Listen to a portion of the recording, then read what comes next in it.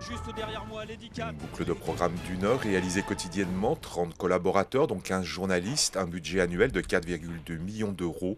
20 ans après sa création, Léman Bleu poursuit son développement après des années difficiles.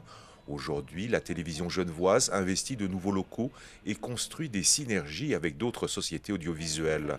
Elle envisage également de redéfinir sa stratégie rédactionnelle en imaginant une coopération étroite avec ses téléspectateurs.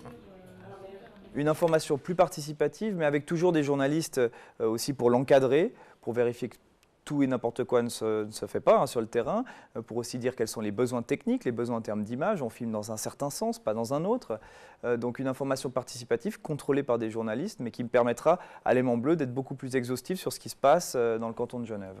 C'est vers ça qu'on tend, et c'est vers ça, je pense, que doit tendre l'information locale.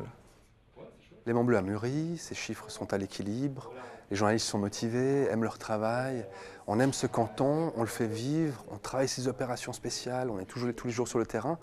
Donc il y a une effervescence qui est très positive aujourd'hui et je crois qu'il y a un capital sympathie pour Léman Bleu qui est en train de monter. À ce jour, 50% de son budget provient d'une quote-part de la redevance audiovisuelle suisse, comme 43 autres télévisions locales privées reconnues d'utilité publique.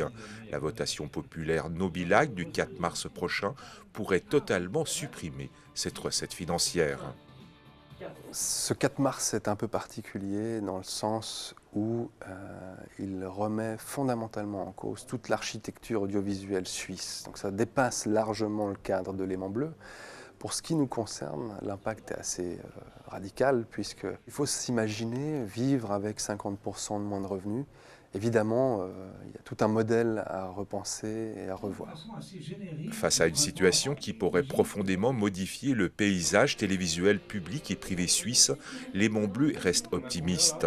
L'entreprise sait qu'elle doit, quoi qu'il arrive, s'interroger sur son modèle économique si elle veut maintenir demain sa rentabilité financière.